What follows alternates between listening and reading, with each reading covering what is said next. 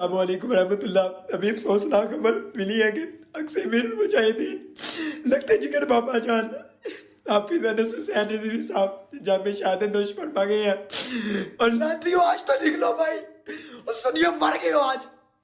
दोस्तों खबर बहुत ही अफसोसनाक है। मुरीदके में टीएलपी के खिलाफ एक बहुत बड़ा ऑपरेशन हुआ है जिसमें टीएलपी वालों पर ऐसा जुल्म ढाया गया कि जिसे तारीख हमेशा याद रखेगी। पुलिस के क्रैकडाउन के दौरान जहां पर बहुत से लोग शहीद हुए, वही टीएलपी के सरबराह साद हुसैन रिजवी को 3 गोलियां लगी। लम्हे भर में फिजा मातम में बदल गई। गोलियों की तड़तड़ाहट से हर तरफ खौफ था। हर कोई सहम गया था क्योंकि किसी ने नहीं सोचा था कि पुलिस अपनी ही अवाम पर सीधी गोलियां चलाएगी। गोलियों की बुछाड़ में लोग जख्मी होकर सड़कों पर गिरने लगे। वहीं अचानक लोगों को खबर मिली कि साद हुसैन रिजवी भी जख्मी हो चुके हैं। रिजवी साहब को जमीन पर गिरते हुए देखा गया। लोग अपनी तकलीफें भूलकर साद हुसैन रिजवी की तरफ दौड़ पड़े। कोई उनको सहारा दे रहा था, कोई उनका खून साफ कर रहा था। लोग अपने कायद के लिए दुआएं मांग रहे थे। रिजवी साहब का खून देखकर हर तरफ एक ही नारा था, लब्बैक या रसूल अल्लाह। तहरीक लब्बैक के कारकुनान पर सीधी गोलियां चलाई जा रही थी, लेकिन किसी को अपनी जान की कोई फिक्र नहीं थी। हर कोई साद रिजवी के लिए रो रहा था। एक तरफ रबड़ की गोलियां, आंसू गैस के शेल थे, हर तरफ धुआं ही धुआं था। दूसरी तरफ लोगों का कायद खतरे में था। लोगों ने अपनी जान की परवाह किए बिना अपने कायद को संभाला। हर तरफ क़यामत का सा समा था। कोई अपने प्यारों की लाशें उठा रहा था तो कोई जख्मियों को अस्पताल ले जा रहा था। और किसी के मुंह से यह सुनने को मिला कि आखिर गोली क्यों चलाई। पूरा मन लोगों पर गोलियों की बरसात हो रही थी। इसी फायरिंग के दौरान साद रिजवी को 3 गोलियां लगी, 2 उनके कंधे पर और एक पहलू पर। गोली लगने के बावजूद भी वो अपना हौसला नहीं हारे, बल्कि उल्टा अपने कारकुनों को हौसला दिलाते रहे। गोली लगने के बावजूद भी उन्होंने अपने कारकुनों को यह नसीहत की कि किसी किस्म की हंगामा आराई न की जाए। ये पुलिस वाले हमारे भाई हैं, इनको कोई हाथ नहीं लगाएगा। साद रिजवी के जिस्म से खून निकल रहा था, लेकिन उन्होंने सब्र का दामन न छोड़ा। साद रिजवी को गोलियां लगी तो साथ ये भी खबर आई कि खादिम रिजवी के छोटे बेटे अंस रिजवी को भी गोलियां लग गई है और जख्मों की ताब न लाते हुए वो शहीद हो गए हैं। अस्सलामुअलैकुम रहमतुल्लाह। अभी अफसोसनाक खबर मिली है कि अक्सर मीर मुजाहिदीन लगते जिगर बाबा जान हाफिज अनस हुसैन रिजवी साहब जहाँ पे शहादत नोश फरमा गए हैं। और लातियो आज तो निकलो भाई और सुनियो मर गए हो आज। आपको बता दें कि अंस रिजवी के बारे में जो खबरें फैलाई जा रही है, उनमें किसी किस्म की कोई सदाकत नहीं। अंस रिजवी बिल्कुल ठीक है। जिस तरह से टीएलपी पर गोलियां चलाई जा रही थी, इससे एक बात साफ थी कि गोलियां चलाने वालों का मकसद सिर्फ एक था कि साद रिजवी को मारा न जाए बल्कि उन्हें जख्मी किया जाए। और ये सारा कुछ पूरी मंसूबाबंदी के साथ हुआ। और इस सारे मामले में सबसे बड़ा हाथ मोहसिन नकवी का है। जख्मी हालत में साद रिजवी को पकड़ लिया गया। उनकी पीठ से खून बह रहा था, कपड़े लहू से तर हो चुके थे, लेकिन उनके चेहरे पर कोई खौफ नहीं था। वो ऐसे बातें कर रहे थे जैसे वो शहादत के लिए ही आए हों। उनके चेहरे पर मुस्कुराहट थी और यही वो जज्बा होता है जिसे कोई दुनिया की ताकत शिकस्त नहीं दे सकती।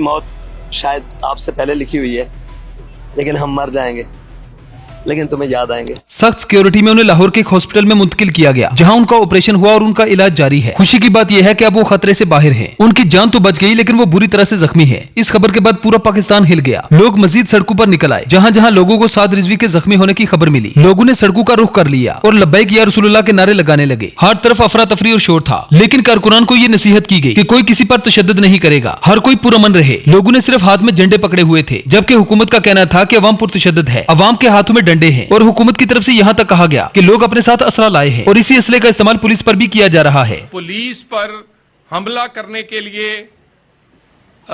शीशे के गोलियां,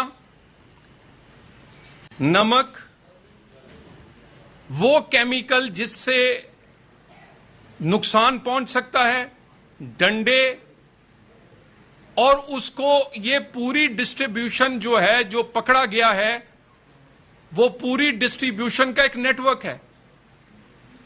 कहां ये शीशे की गोलियां, डंडे, केमिकल, नमक ये पहुंचाया जाएगा। इन्होंने शोर मचाया, हमारे लोग जख्मी हुए हैं। उस वक्त भी इन्होंने हवाई फायरिंग समेत फायरिंग की है। उसकी भी फुटेज और सीसीटीवी कैमरास की मौजूद है। और उसके साथ जो सेफ सिटी है उसके कैमरे पहले तोड़े हैं, उसके तोड़ने की फुटेज भी है। जहां हुकूमत ने इन्हें डील करना था, हुकूमत अपनी ताकत दिखाने पर आ गई। जब हुकूमत अपनी अवाम पर ही गोली चलाना शुरू कर दे तो समझ जाए हुकूमत नाअहल है। और यहाँ भी हुकूमत ने नाअहली का मुजाहिरा किया। बिजली बंद कर दी गई, इंटरनेट सर्विस पूरी तरह से मुअत्तल करने के साथ साथ पुलिस को हर तरफ तैनात कर दिया गया। सोशल मीडिया पर इस बात को वायरल कर दिया गया कि साद रिजवी को सीने पर गोलियां लगी है, जिसके बाद वो जांबर ना हो सके और दुनिया फानी से कूच कर गए। टीएलपी के तमाम रहनुमाओं को एक एक करके गिरफ्तार किया जा रहा है। मरकजी कंटेनर्स को मुकम्मल तौर पर आग लगा दी गई ताकि टीएलपी का ये काफिला मजीद आगे न बढ़ सके। लेकिन ये सब कुछ करने के बावजूद भी कारकुनान वहाँ से न हटे। काफिला मुंतशिर होने के बजाय और भी मुतहिद हो गया। लोगों का गम और गुस्सा और भी बढ़ गया। हर किसी की आंखों में साद रिजवी के वो जख्म थे जो पुलिस ने उन्हें बड़ी बेदर्दी से दिए थे। हैरत तो इस बात पे होती है कि आखिर गवर्नमेंट को क्या हो गया है, वो पाकिस्तान में होने वाली इन बेज़ाब्तियों को क्यों डील नहीं कर पा रही। आखिर टैक्स देने वाली वहाँ पर गोलियां क्यों चलाई जा रही है। क्या ये लोग इस मुल्क के बाशिंदे नहीं? क्या पूरा मन एहतजाज करना इनका हक नहीं? साद रिजवी पर गोलियां इसलिए चलाई गई क्योंकि साद रिजवी हुकूमत की पॉलिसी पर सवाल उठा रहा था। ऐसा लगता ही नहीं कि ये पाकिस्तान की पुलिस है, ये तो इसराइलियों से भी 2 कदम आगे बढ़ चुके हैं। बहरहाल आज इनकी अदालत है, तो एक अदालत क़यामत के दिन भी लगाई जाएगी जहां इन्हें शर्मिंदगी के अलावा कुछ नहीं मिलेगा। Thanks for watching.